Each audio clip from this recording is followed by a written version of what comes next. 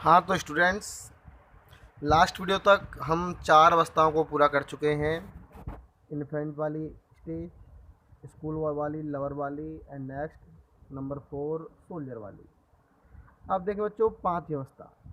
Next जो stage है, पाँचवीं अवस्था आती है जस्टिस की। इसमें जो मनुष्य होता है वो एक मिडिल एज की अवस्था में आ जाता है।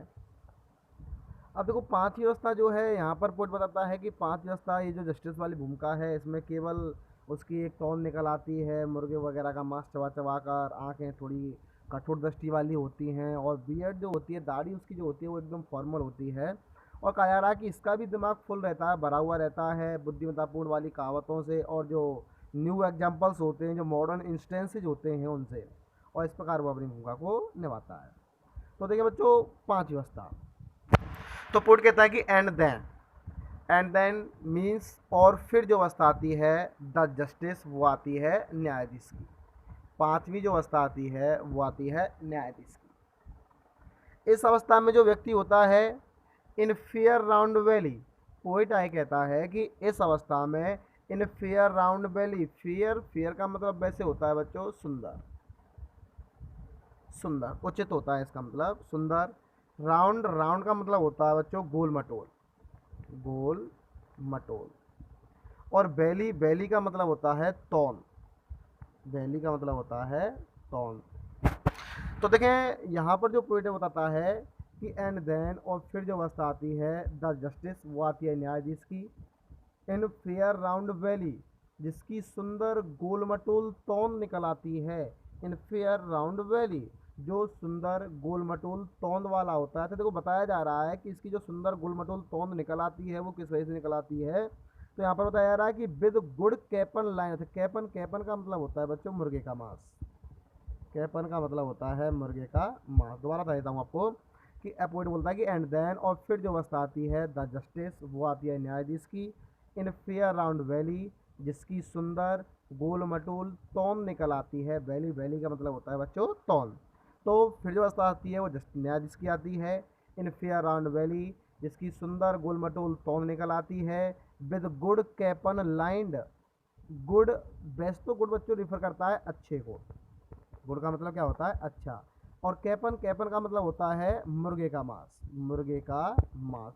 तो यहाँ पर आ रहा है कि उसकी तौन निकल आती है विद गुड़ कैपन लाइंड, अच्छे मुर्गे का मांस चबा चबा कर। तो यहाँ पर गुड़ जो है, गुड़ का मीन्स तो होता है बच्चों अच्छा, लेकिन यहाँ पर रिफर करेगा हट्टा कट्टा मोटा ताजा, क्योंकि अच्छा मुर्गा बुरा मुर्गा ऐसा तो कुछ होता नहीं है।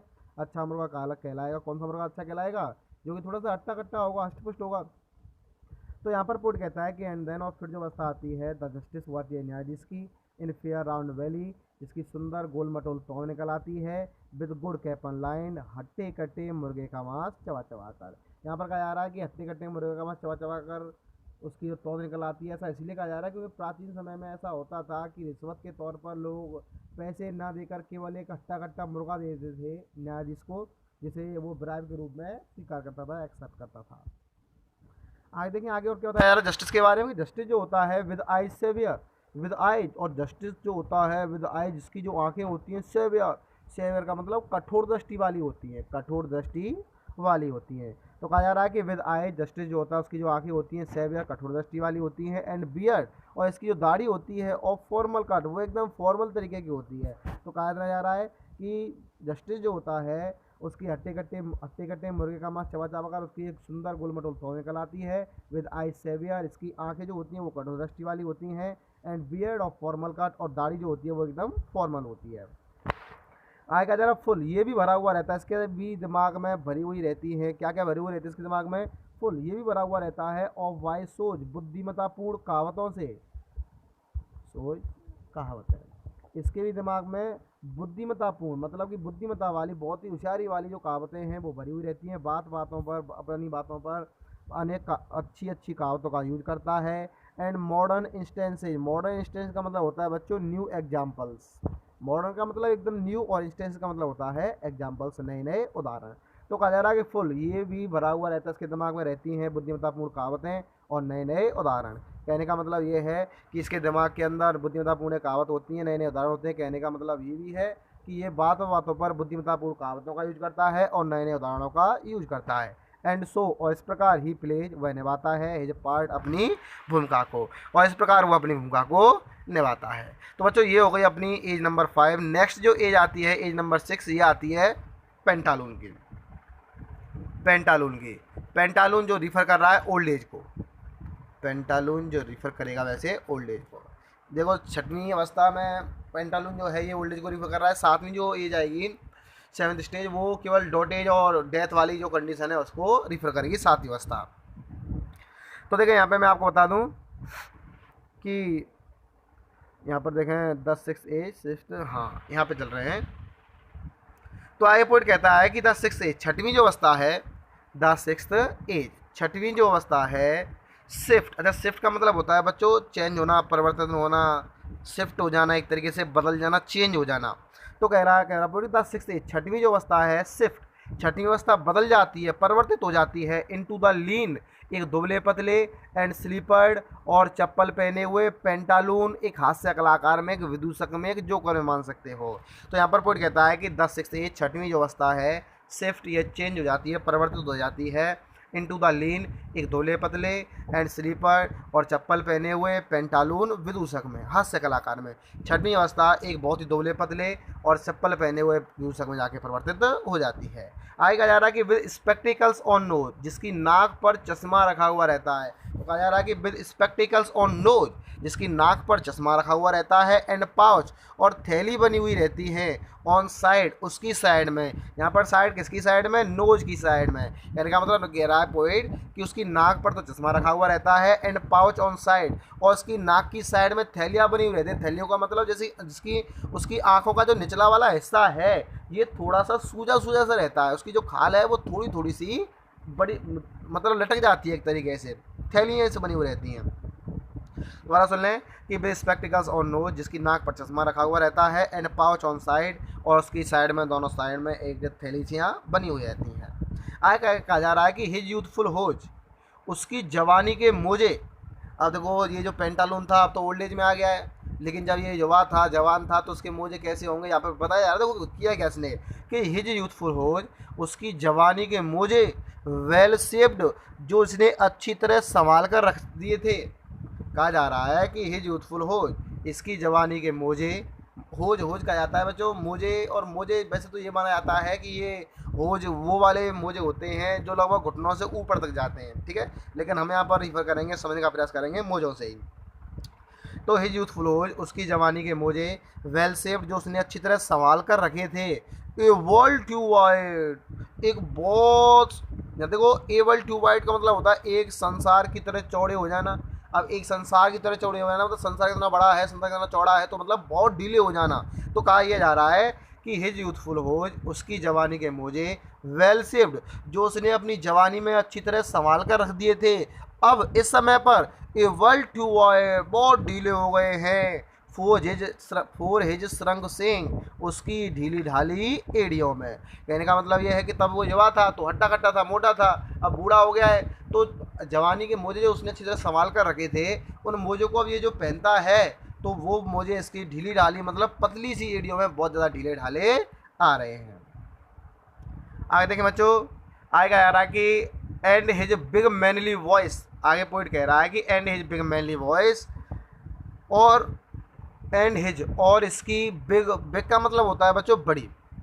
देखें and his big manly voice, और इसकी बड़ा, मैनली का मतलब पुरुषों जैसी, और वॉइस का मतलब आवाज़, और इसकी बड़ी पुरुषों जैसी आवाज़। अब देखो बड़ी पुरुषों जैसी आवाज़ तो रिफर करेगा नहीं, बड़ी पुरुषों जैसी आवाज़ का मतलब है कड़क, तो यहाँ पर रिफर करेगा, ये बिग रिफर करेगा कड़क को। तो यहाँ पर पॉइंट कहता है कि and his big manly voice, और उसकी कड़क पुरुषों जैसी आवाज़। अब तक इस अवस्था से पहले जो उसकी जो कड़क पुरुषों जैसी आवाज़ थी वो आवाज़ टर्निंग अगेन, अब दोबारा परिवर्तित हो जाती है टुवार्ड चाइल्डिश ट्रेवल पाइप्स, बच्चों जैसी आवाज़ में, चाइल्ड टुवार्ड चाइल्डिश, बच्चों जैसी आवाज़ है, चाइल्डिश का मतलब बचकानी जैसी आवाज़ में, बच्चों जैसी आवाज़ में। और इसकी जो अब तक कड़क पुरुषों जैसी आवाज़ थी देखें, और इसकी कड़क पुरुषों जैसी जो आवाज़ थी टर्निंग अगेन, दोबारा परिवर्तित हो जाती है टुवार्ड चाइल्डिश, बच्चों जैसी आवाज़ में। और देखो ट्रेवल पाइप्स, और कभी कभी तो ऐसा लगता है जैसे कि ऐसी आवाज़ निकलती है जैसे कि कोई भी व्यक्ति अपने मुंह पर नली लगाकर नली के अंदर बोल रहा हो, जैसे कि पाइप लगा लेते हैं, नली तब जैसी आवाज़ निकलती है बच्चों जैसी पतली पतली सी, तो ऐसी आवाज़ इसकी हो जाती है। और आएगा यार कि एंड विसिल्स इन हिज साउंड, और कभी कभी तो क्या होता है एंड विसिल्स, सीटियों की सी आवाज़ आती है इन हिज साउंड, उसकी आवाज़ में। और कभी कभी तो ध्वनि जो होती है उसकी मुँह से निकलने वाली आवाज़ होती है उसमें केवल सीटी की ध्वनि निकलती है। तो बच्चों ये हो गई अपनी एज नंबर 6। अब नेक्स्ट एंड लास्ट देखेंगे अपन एज नंबर 7। देखो ये जो एज है ये इस अवस्था में बताया गया है कि इस अवस्था में जो व्यक्ति होता है, इस अवस्था में व्यक्ति के पास कुछ विशेष नहीं रहता। ये जो अवस्था है ये अवस्था बिना दांतों की है। और देखो क्या क्या बताता है यहाँ पे देखते हैं।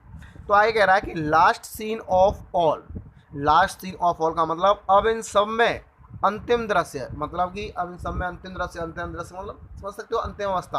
अब इन सब में जो अंतिम अवस्था है व्यक्ति का, ये जो अंतिम दृश्य है व्यक्ति की जो अंतिम अवस्था है, ये एक ऐसी अवस्था है दैट एंड्स, जो अवस्था खत्म होती है, दिस स्ट्रेंज, इस अजीबोगरीब, इवेंटफुल, घटनाओं से भरे हुए, हिस्ट्री, इतिहास पर जाकर। पोर्ट यहाँ पर कह रहा है कि व्यक्ति की जो अंतिम अवस्था है, लास्ट सीन ऑफ ऑल, इन सब में जो अंतिम अवस्था है ये ऐसी अवस्था है दैट एंड्स, जो खत्म होती है, दिस स्ट्रेंज, इस अजीबोगरीब, इवेंटफुल, हिस्ट्री, घटनाओं से भरे हुए इतिहास पर जाकर।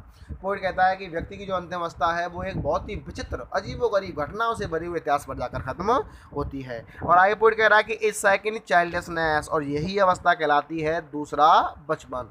पोइट कह रहा है कि ये जो अवस्था है ये दूसरा बचपन कहलाती है। दूसरा बचपन इसलिए कहलाती है क्योंकि इस अवस्था में आकर व्यक्ति की कंडीशन जो होती है वो बिल्कुल बचपन जैसी हो जाती है। जैसी हरकतें बचपन में करता है बाल, एक छोटा सा बच्चा, वैसी हरकतें यहाँ पर करता है। देखो कहा जा रहा है एंड मेयर ओब्लिवियन, इस अवस्था में मेयर, मेयर का मतलब होता है बच्चों ना के बराबर, बहुत कम, और ओब्लिवियन का मतलब होता है स्मृति, मतलब कि याददाश्त, मेमोरी। तो पोइट कह रहा है कि यही अवस्था दूसरा बचपन है। एंड मेयर ओब्लिवियन, इस अवस्था में व्यक्ति जो है उसकी मेयर ओब्लिवियन हो जाती है, मतलब मेयर का मतलब बहुत कम, ना के बराबर हो जाती है। क्या हो जाती है? ओब्लिवियन का मतलब स्मृति, याददाश्त, उसकी जो याददाश्त है वो बहुत ही कम हो जाती है। और जैसा कि बोला भी जाता है कि जो बुढ़ापा होता है उसमें जो बुद्धि है वो थोड़ी सी कम हो जाती है। तो यहाँ पर ये बता रहा है कि यही अवस्था दूसरा बचपन है। एंड मेयर ओब्लिवियन, इस अवस्था में व्यक्ति की जो स्मृति है वो बहुत ही मेयर हो जाती है, मतलब कि बहुत ही ना के बराबर, बहुत ही कम हो जाती है। और आगे कहा जा रहा है कि ये जो अवस्था है सेंस टीथ, सेंस मीन्स होता है बच्चों विदाउट, सेंस का मतलब होता है विदाउट। पोइट कह रहा है कि ये जो अंतिम अवस्था है सेंस टीथ, ये अवस्था बिना दांतों की है। सेंस आइज, बिना आँखों की है। सेंस टेस्ट, इस अवस्था में व्यक्ति टेस्ट भी नहीं कर पाता, स्वाद भी नहीं ले पाता, स्वाद भी नहीं बता पाता। सेंस एवरीथिंग, और अंत में कहता है कि सेंस एवरीथिंग, मतलब कि इस अवस्था में व्यक्ति के पास कुछ विशेष नहीं रहता।